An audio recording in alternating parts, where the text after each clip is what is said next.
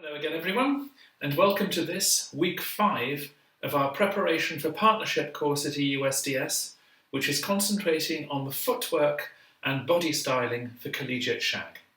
Let's begin as always by dancing our EUSDS stroll to Sunny Side of the Street. I'll face you this time.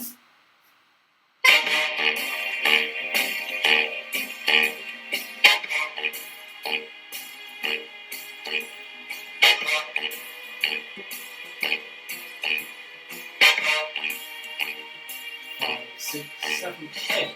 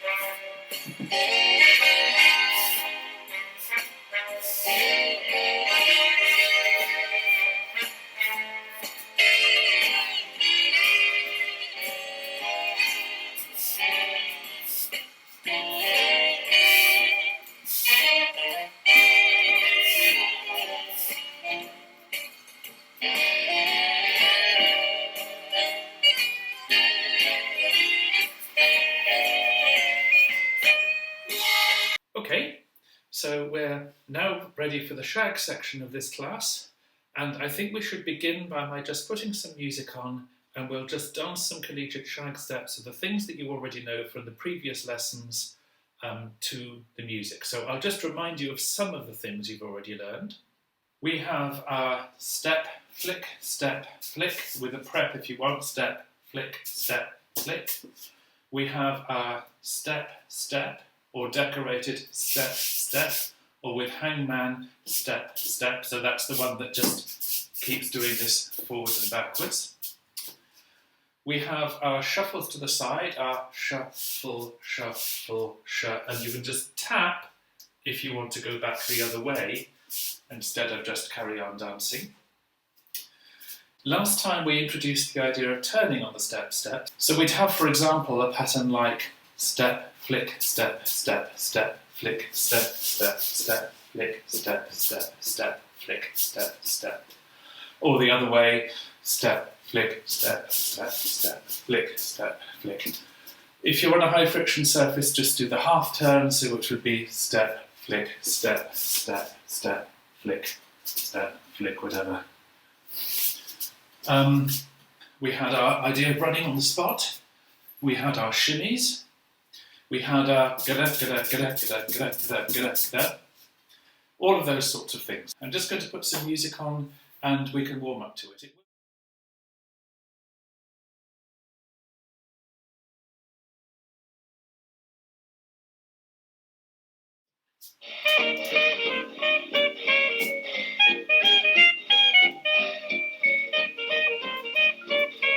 1, 3, 5, 6, 7, 8.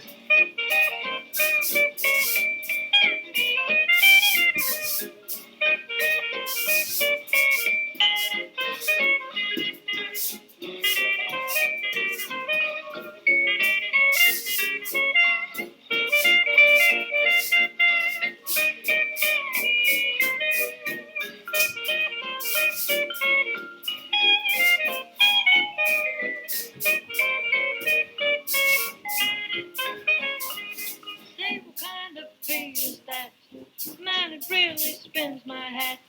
Doesn't sound like boogie woogie, but it's really gotta be. Sounds to me like it's in four. Let me hear it just once more. Once the latch onto that rhythm, 'cause the falling falls my main. Some folks like to hear 8-beat rhythm. I don't go for that stuff no more. Anytime you really want to send me, bounce me, brother, with solid four. Come on in, the whole place is jumping. Everybody's out on that floor. If you want to keep the rhythm pumping, bounce me, brother, with a solid four. So we're going to do some learning of some new steps, but before we do, I want to talk again a little bit about stance. So I'm going to turn my side on to you. I'm going to lose the jacket just for a moment.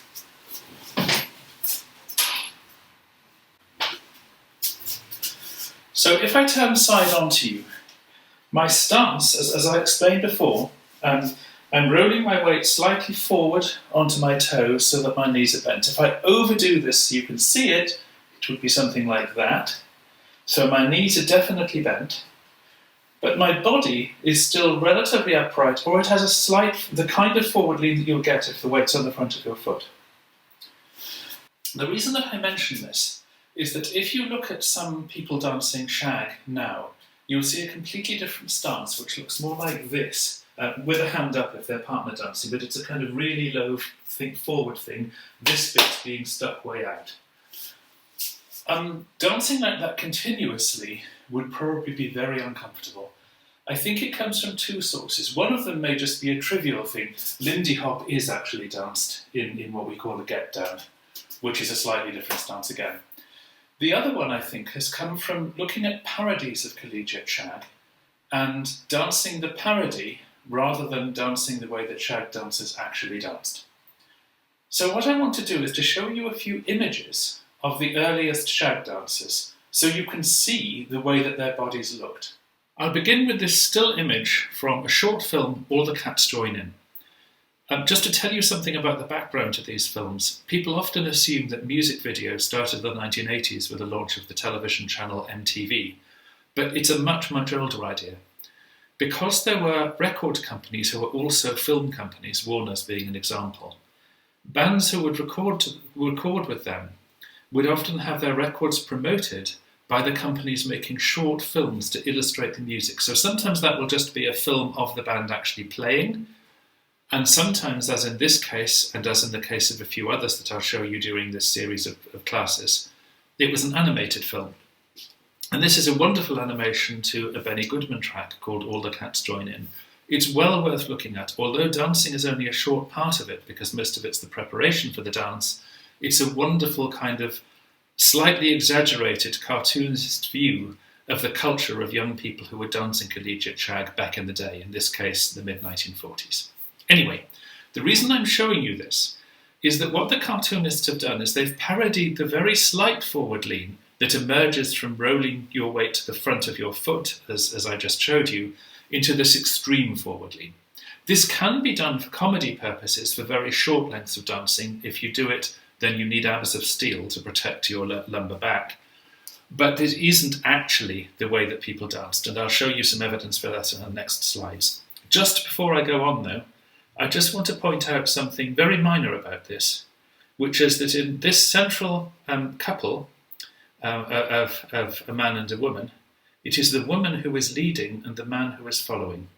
I'm just showing you that because it's something we often tell you quite correctly, look, anyone can dance any part that they want to, but I think it's quite nice to show you images from back in the day to say that was true then as well. It isn't just a modern thing where we're twisting the truth. It was always so. So now we come on to the real history of the dance, and I must point out something before talking about this because I know that history of swing dance can sometimes cause some confusion. Because of the rise of broadcast radio and because of records that were widely available, swing music spread across America and into Europe much faster than dances spread. And of course there were no instructional videos and DVDs and dance camps in those days. So what people would do on hearing the music is work out how to adapt dances they knew or build new dances from the elements that they already knew. So there isn't a single history of swing dance. Each swing dance has its own history and grew up from its own community. Now, I'm just saying all of that because there is one very, very frequently told story that's frequently told for a lot of interesting reasons that's grounded in one particular community in one area of New York. Collegiate shag is a completely different story of different people. So, Connie Weedell, he was somebody who knew a little bit about that earlier shag, and when he was living in Chicago, he also learnt the Peabody, which is a progressive dance. That is one that goes round and round the room the way that ballroom dancers do, that dates from around 1910. So Connie put elements of these dances together to create a dance that had got a lot of the footwork from the Peabody, but didn't go round and round the room. And when he went to LA, he started to teach this to his friends. He called it Chicago Shag, but nobody ever seemed to use that. They just called it the Shag because they didn't know any other shags there. And they danced this. It spread like wildfire through UCLA, University of California at Los Angeles, and then spread elsewhere. And again, people dancing would just tend to call it the Shag. And only when people started to become aware of other things called shag from other parts of America did the word collegiate shag get attached to it, because this is the one that the college kids were doing. Not just in California, it spread back and became very strong in New York, and I'll show you some pictures of that in a moment. Okay, sorry, that's a lot of words. What I really wanted to point out is that if you look at Connie dancing with his long-term dancing partner, Barbara Plum, you can see that he is not leaning forward. There's a very, very slight forward lean. He has, you can see this on the right-hand picture, his weight on the front of his foot, he has bent knees, but his body is basically upright. You can also, you can't actually see this, but I'm sure you can work out from the picture, again, he has his core muscles engaged, he has a nice, firm, controlled trunk.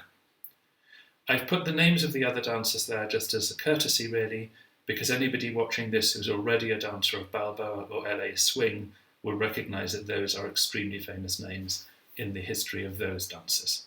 This again is a picture, this is from 1937, and this is a picture of Tom Gallagher with a partner I can't identify. And I'm sorry about this, I'm not being chauvinistic in only identifying the male dancer, I just simply do not know who she is.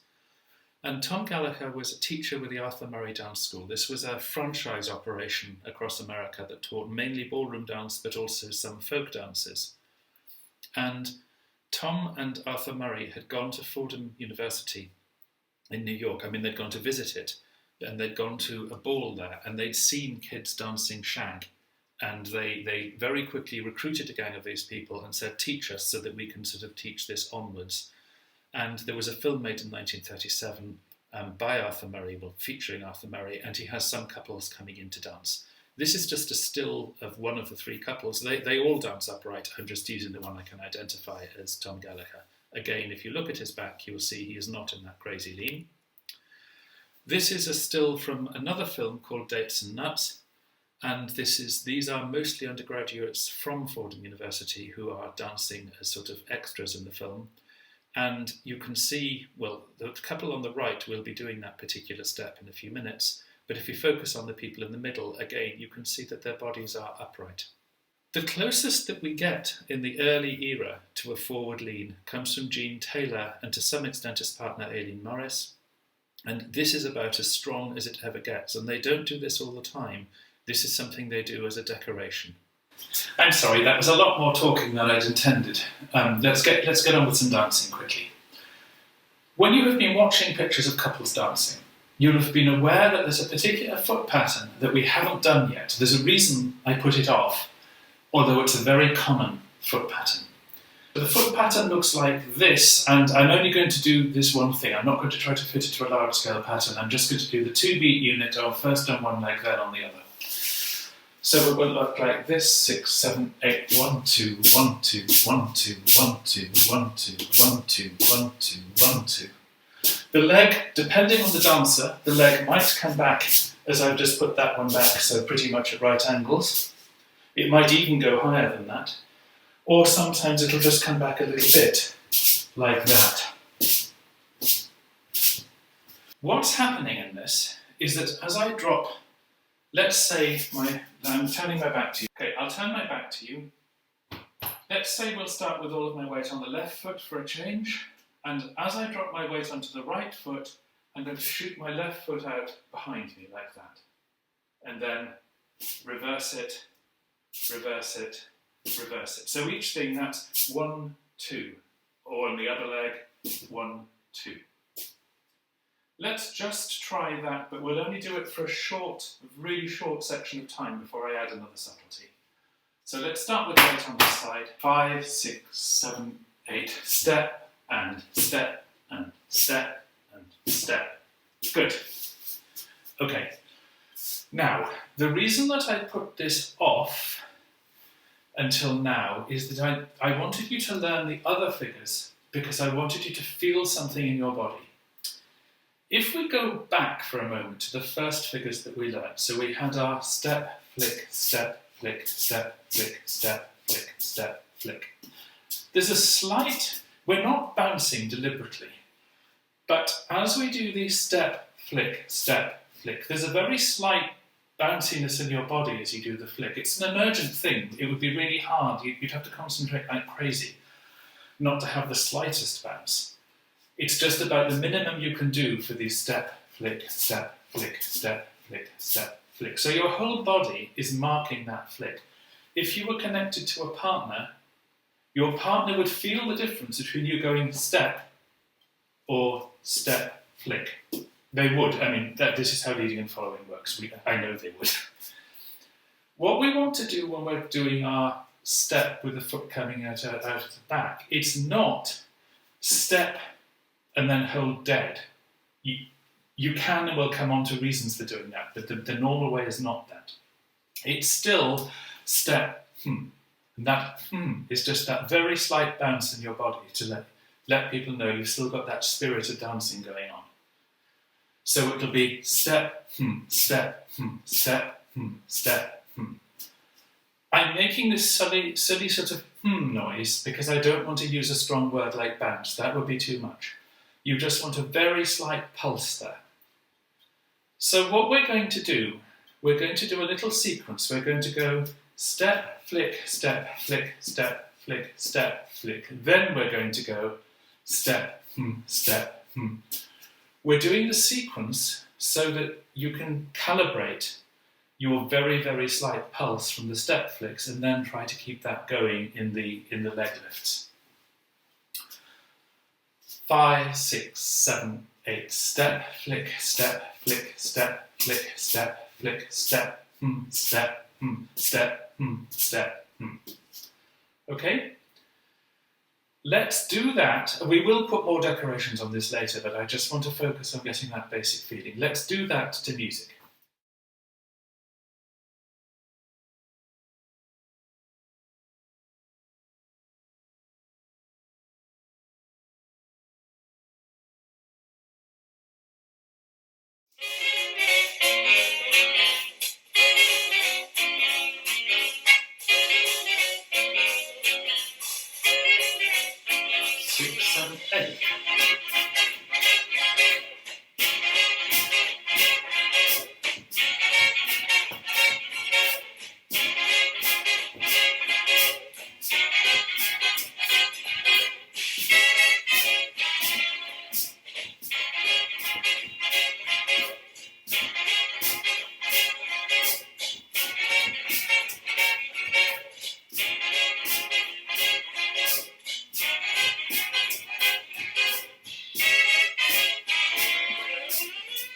Good. So we'll decorate this in various ways. And the first decoration is to take the weight-bearing foot sideways without moving your head sideways very much. So we're not going to be doing this, which moves your whole body. We're going to be doing something more like... And you can see that my head is staying in roughly the same place compared to the door. My lower body is moving a lot further. That's achievable because as I move my lower body, then well, it's partly dynamic balance, but as I move my body, this balancing foot is going out slightly to the other side to help, but it's also a dynamic balance. I can't hold this, I can't hold that position. I'm off balance. But the point is, I'm there for such a short time, and I'm coming off it with bounce, that dynamically it's stable as long as I keep moving. But if I stop, then it's really not stable. Okay, I'll put some music on. Try that.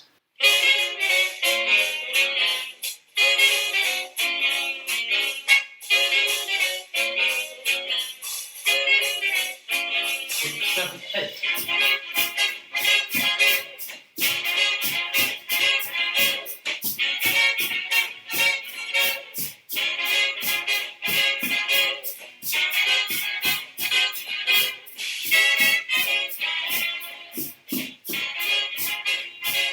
Do you get tired, go back to something else?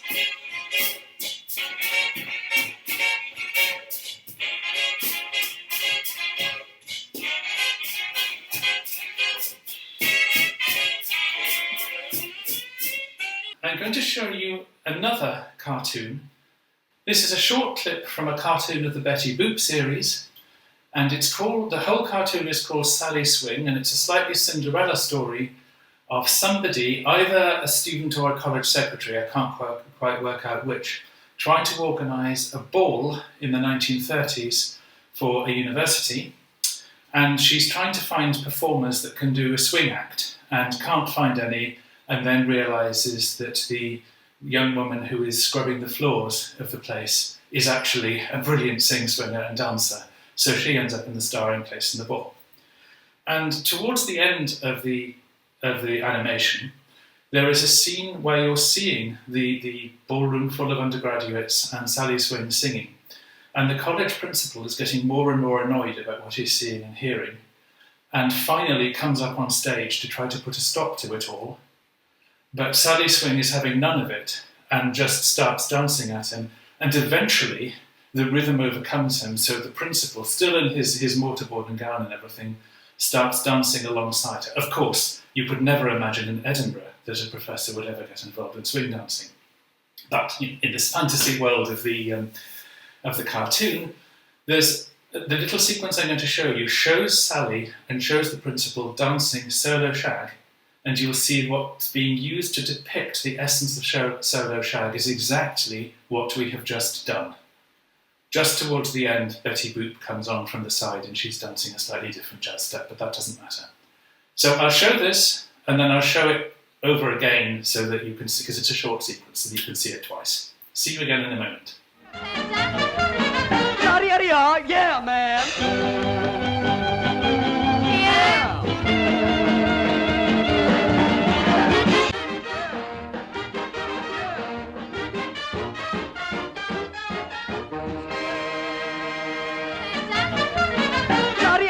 Yeah, man!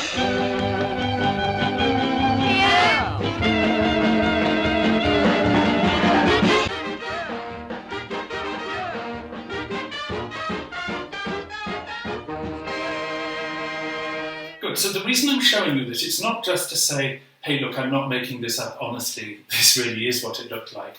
But it's because I think you can draw a lot of inspiration from cartoons, because cartoonists capture the essence of something. They capture what everybody will remember.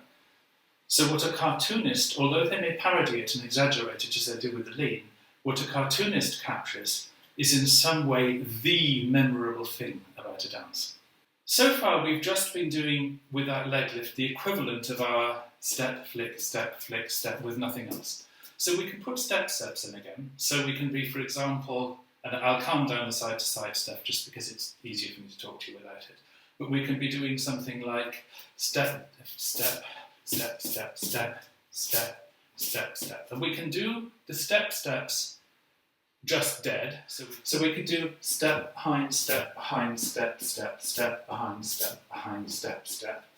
Or if you wanted to keep that spirit of the feet going behind, we can use the same kind of step that we were using in our run. So we get something like this: step, step, run, step, step, run, step, step, run. And that probably gives a bit more of the sort of look. Let's try that together to music. Again, you don't have to do them in groups of 6. Whenever you want to put a run into it.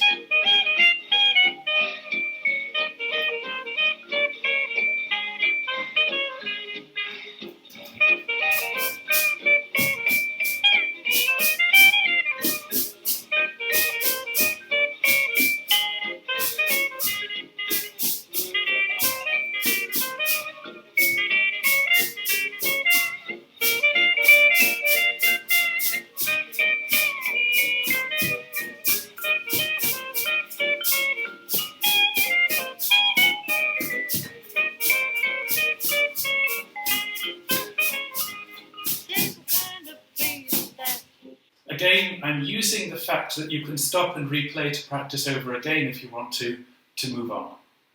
Hopefully you're following this okay. Something you can try which is more challenging is to have this sort of step that we learned first between step hms. Something like step step step step step step step step step step Yes?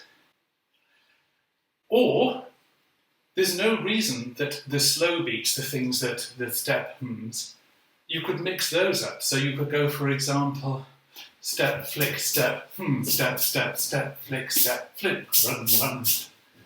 So that you're mixing up completely whether your foot's going behind or in front. Let's try that to music. This is a lot harder. I wouldn't expect you to get this straight away. Bent knees, remember. And just mix them up.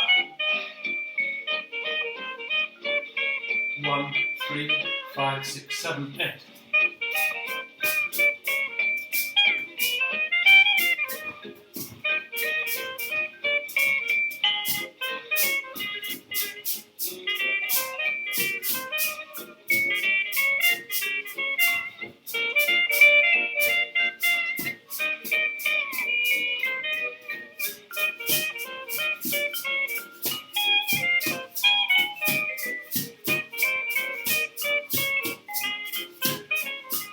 If you are struggling, please believe me, this gets easier. Part of your struggle will simply be a memory test of remembering what things you know how to do with your feet.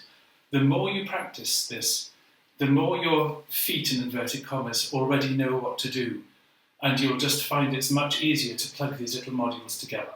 Right at the end of that, if you were looking at the screen, you'll see that I lapsed into, I didn't really intend to, but I may as well show it anyway, a slightly different form. So instead of taking my foot out straight, I was doing this.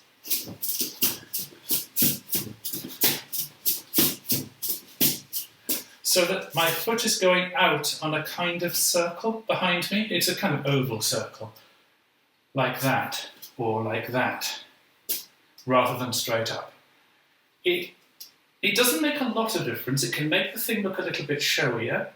It can actually help your balance because how wide the circle is something that your body can almost instantly adjust to keep your balance. On a social floor, be careful of people beside you. I'll turn my back to show that to you. 5, 6, 7, 8.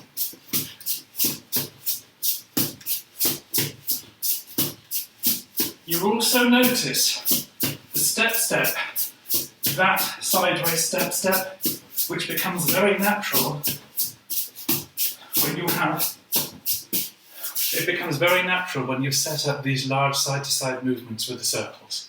Let's try this to music. Please remember.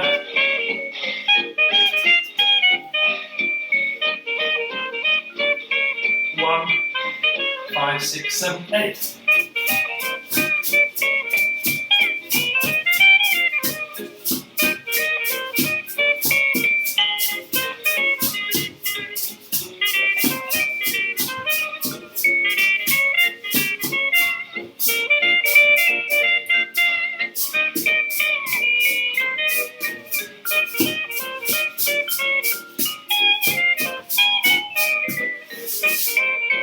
That's actually quite a lot of new material because although we're only doing lifting leg behind, we've got many different ways of doing it. And making your own little modular assemblies of flicks in front or maybe double flicks of different steps and of flicks behind is quite a high cognitive burden, at least when you're a beginner. So I'm going to leave this section there. And what we'll do now is pick up our learning of the choreography to Killer Boogie. Let's begin by reminding ourselves what we already know.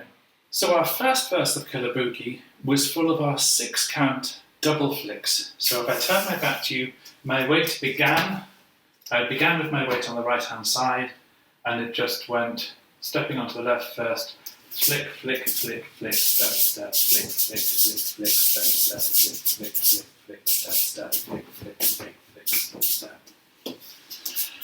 And it did that for the entire verse. Then for the second verse, I'm going to turn my back to you because the direction of feet matters again. For the second verse, we started with 8 counts of gada. So we went gada, gada, gada, gada, gada, gada, gada, gada. Then we ran on the spot for 8 counts. Then we shinnied on the spot for 8 counts. Then we had another one of these flick things, but we put an extra step on the end. So we went flick, flick, flick, flick, step, step, step, step. Then as we dropped our weight on this foot, we went round, round, round, round. Sorry, my left hand one's being curtailed by the wall. Okay, that's where we got last time. Let's dance that again with music.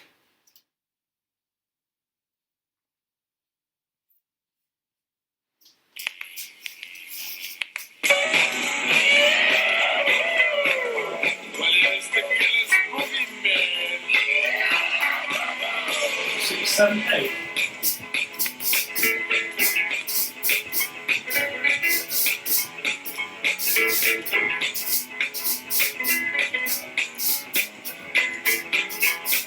Guitars coming up. Running. Shimmies. Flicks.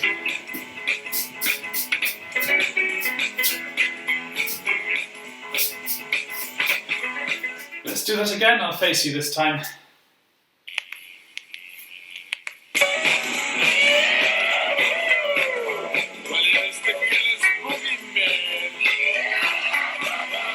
Six, seven, eight.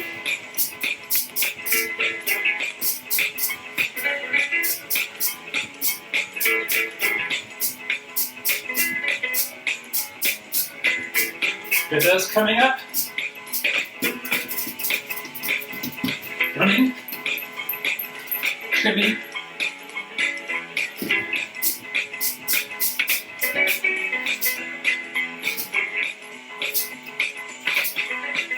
Okay, let's do another verse. We're going to start actually by making a tiny modification to the very last part of the last verse. So the very last thing that you did, you were at the one of the very last of the 8 beats, that is beat 1 of that last set. You dropped your weight on your left foot, you went 2, 3, 4, 5, 6, 7, and what we're going to do is drop onto that left foot on the 8. So it's going to be 1, 2, 3, 4, 5, 6, 7, 8. Again, this wall is constraining me from doing nice sweeps on my left-hand side, sorry. I'll move back a bit. Let's do that together. 5, 6, 7, 8. 1, 2, 3, 4, 5, 6, 7, 8. To begin the next verse, your right foot is free because you've just put your weight on the left. So you're going to step right on it, not very far, but a little bit out. Bring your left foot up to it and tap. Then step left, tap right, right, tap left, left, tap right, and so forth. So it's going to be 5, 6, 7, 8. 1, 2, 3, 4, 5, 6, 7, 8. To give us a little bit of style, let me turn round to you. To give us a little bit of style, instead of just going tap, try to bring your heels together. So you're stepping out and then you're bringing your heels together for the tap. Stepping out, heels together, out, heels together, out, heels together. So it will become step, tap, step, tap, step, tap, step, tap. Notice that as the speed's going up, I'm getting more dynamic balance back so that my body is moving less. So I can be going step, tap, step, tap, step, tap, step, tap, step, tap, step, tap. You see my head? My head is barely moving from side to side. This is a little bit like what we were doing before with the putting the feet back. That business. It's the same kind of feeling. These classes are more connected than perhaps you assume. Okay, so let's just do this again. I'll dance in mirror image. 5, 6, 7, 8. Right tap, left tap, right tap, left tap. Okay. We're going to do 6 of those units in all, so we'll be going 8 beats and then 4 beats of the next verse. 5, 6, 7, 8, 1, 2, 3, 4, 5, 6, 7, 8, 1, 2, 3, 4. Then what we're going to do is be a scarecrow. So this is a move borrowed from 20s Charleston, and actually I've just departed from Sergei's choreography for this one move because you're probably learning this in student accommodation and Sergei's choreography will make a big noise, and that's not fair on people below you because his choreography is just as a jump in the air. So we're going to mark it a different way. So we're going to be a scarecrow. So this is a grotesque move. Scarecrows are sort of old clothes and things held together with poles. So typically you've got a pole through the sleeves, and you've got dangling arms, and in the typical dance 1920s Charleston scarecrow, you have the sort of knock-kneed look. So my ankles are out and my knees are in. It's any kind of grotesque pose, a bit like a scarecrow. So let's dance this whole sequence. I'll still be in mirror image. 5, 6, 7, 8, 1, 2, 3, 4, 5, 6, 7, 8, 1, 2, 3, 4, 5, 6, 7, 8. And for the 8, get your weight back onto your left foot so I'm in a mirror image, so this foot, so that you're ready to start again. The stepping out and tapping move, I'm going to call that the step tap, okay? The thing that went step tap. We're going to do a whole load of that, 4 more beats of that, so 2 more step tap units, scarecrow. Then repeat that whole thing. So we have the 8 of step taps, the 8 which is 4 beats of step taps and 4 beats of scarecrow, the 8 of step taps, and the 4 beats of step taps, 4 beats of scarecrow. Let's try that together. Your weight is on your left foot because you just put it down at the end of that very last swoopy thing. 5, 6, 7, 8. 1, 2, 3, 4, 5, 6, 7, 8. 1, 2, 3, 4, 5, 6, 7, 8. 1, 2, 3, 4, 5, 6, 7, 8. 1, 2, 4, 5, 6, 7, 8. Okay? We then finish that verse with more double flicks. So we're going to have 2 complete sets of double flick, step, step. Then we're going to do, so that will be double flick, step, step, double flick, step, step. Then we're going to do double flick, step. So that last one, flick out, then drop your weight onto the left, leaving your right foot free again. Let's just try that last little bit. So 2 complete sets of double flick, step, step, and then double flick, step. The flick step is odd, that's not something you've done before. It's not difficult, flick, step, but it's not really something you've done with that tiny.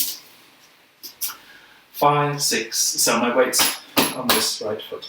5, 6, 7, 8, double flick, step, step, double flick, step, step, double flick, step.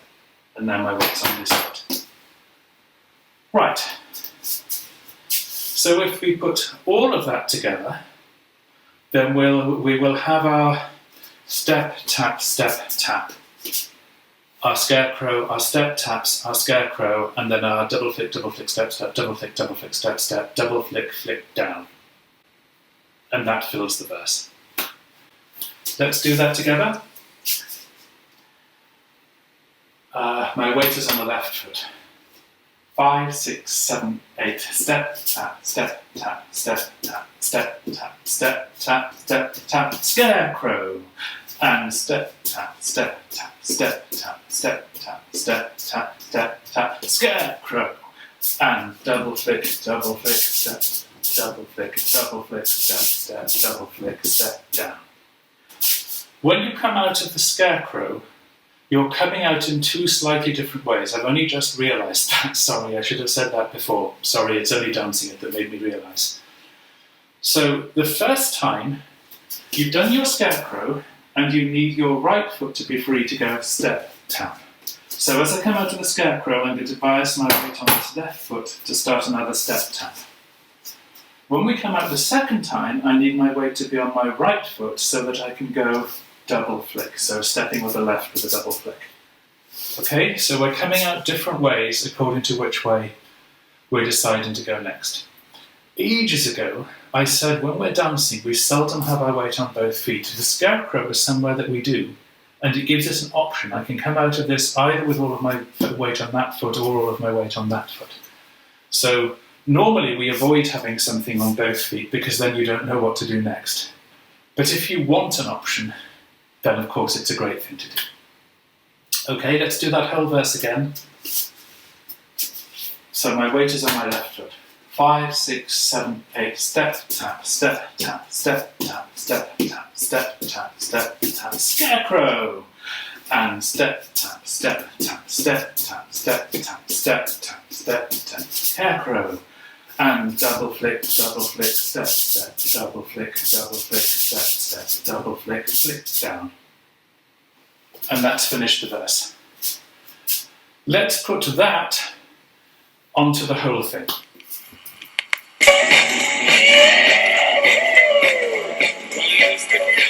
The double flick first. 6, 7, 8.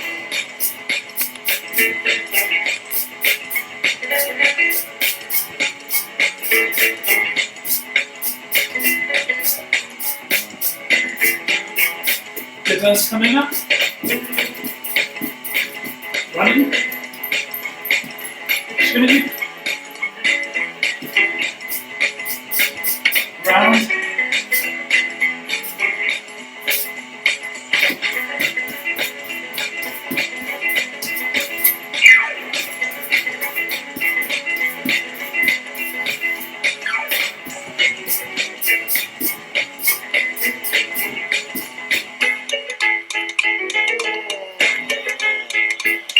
Okay, we'll leave it there for now, because you could hear that the music was about to start stealing from Bizet and Carmen, and the dancing will change quite a lot to fit that.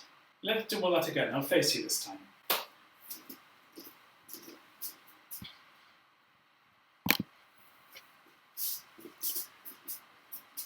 I'm not mirror reversing. This piece is too fast for my brain to do the arithmetic.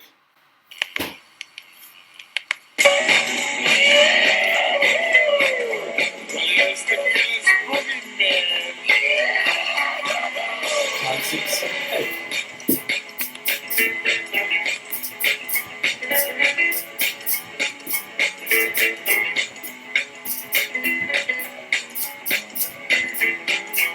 The verse coming up.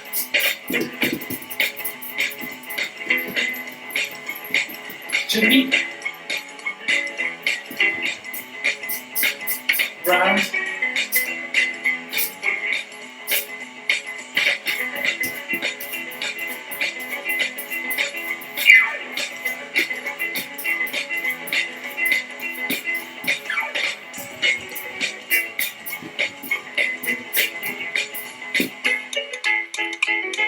Okay, one more.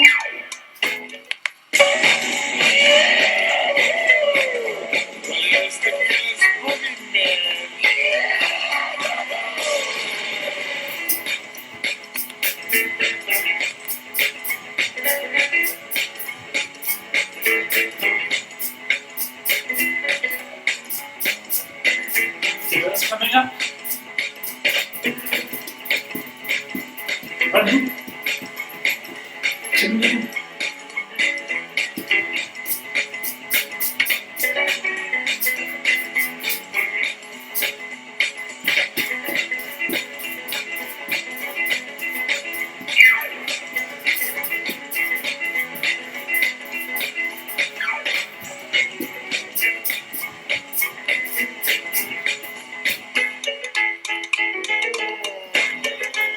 By the way, there are multiple reasons that I'm torturing you with this routine.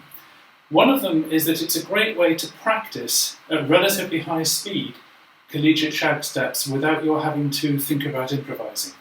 Sure, you have to remember the choreography, but every time you go through it, that gets easier. The second reason is that when things finally drift back to normal, as well as all of this helping you learning to partner dance, if you learn this routine, you'll have a ready-made performance routine. I don't run the performance group in the USDS, it runs completely independently of Katie and me, but I would guess that when there are opportunities to perform again, having a whole gang of people who can dance this Killer Boogie routine from beginning to end, and the end is still a long way away, by the way, but people who can dance this from beginning to end. If you imagine, half a dozen or more people sharing a performance space, all doing this side by side, actually that's a pretty good performance in itself. Sergei's choreography is just beautiful. Okay, we'll finish that part. What I'm going to do before the as a final sign-off, is to go back to our vintage pictures I was looking at earlier, and this time show you clips from that movie Nuts and Dates, or Dates and Nuts, whichever way around it was, sorry, I can't remember. And you're seeing a clip, mostly of people who were students at Fordham University in New York in, I think it's 1937, and the film has just kind of gathered them together to show a dance scene. What you have with that movie is about as good a window as we possibly have into what it was actually like to be dancing collegiate shag within about 2 years of its invention by Connie Riedel, and what it was like to be somewhere that lots of university undergraduates and the occasional grad student would be coming together for a dance. So this is the community from which this sort of dance arose, and I think it's apart from being interesting to look at the dance, it's interesting to kind of soak up the atmosphere and get some understanding of the people from whom the dances that we love arose. See you next week.